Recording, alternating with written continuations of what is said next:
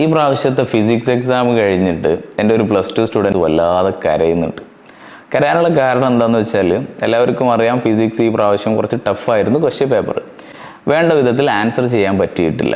ഒരു വർഷം കഠിനാധ്വാനം ചെയ്തതെല്ലാം നഷ്ടപ്പെട്ടു എന്നുള്ള ആ നഷ്ടബോധത്തിൽ നിന്നുള്ള കരച്ചിലാണ്.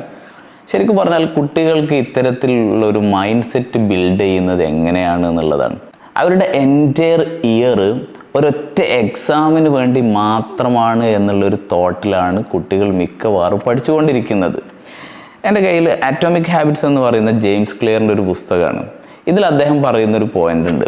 അതെന്താണെന്ന് വെച്ചാൽ, instead of focusing your goals, focus on your identity എന്നുള്ളതാണ്. നമ്മൾ എന്തെങ്കിലും ഒരു ആഗ്രഹം സഫലമാവാൻ വേണ്ടിയിട്ട് അതിനു വേണ്ടിയിട്ടാണ് ഹാർഡ് വർക്ക് ചെയ്യുന്നതും നമ്മളുടെ ഹാബിറ്റ് ഫോം ചെയ്യുന്നതും എങ്കിൽ ആ ഗോൾ അച്ചീവ് ചെയ്ത് കഴിഞ്ഞാൽ അതോടുകൂടി നമ്മളുടെ ആ ഹാപ്പിനെസ് എൻഡായി.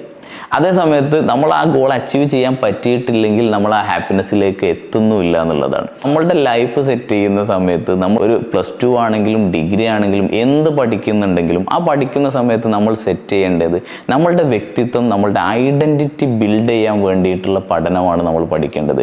ഈവൻ ഒരു ഫിസിക്സ് പഠിക്കുകയാണെങ്കിൽ പോലും അതിലുള്ള കോൺസെപ്റ്റും കാര്യങ്ങളും നമ്മളുടെ ലൈഫിലും മുന്നോട്ടുള്ള പഠനത്തിനും എത്രമാത്രം ഉപകാരപ്പെടും ആ രീതിയിലാണ് നമ്മൾ പഠിക്കേണ്ടത്. അല്ലാതെ ജസ്റ്റ് ഒരു എക്സാം പേപ്പറിന് വേണ്ടിയിട്ട് ഫുൾ മാർക്ക് 100 മാർക്ക് എന്നുള്ളൊരു ബെഞ്ച് മാർക്ക് സെറ്റ് ചെയ്തുകൊണ്ട് പഠിക്കുമ്പോൾ ഡെഫിനറ്റ്ലി ആ ഒരു എക്സാം നമുക്ക് പെർഫോം ചെയ്യാൻ പറ്റിയിട്ടില്ലെങ്കിൽ കൃത്യമായിട്ട് നമ്മൾക്ക് ആ റിഗ്രറ്റ് വരുമെന്നുള്ളതാണ്.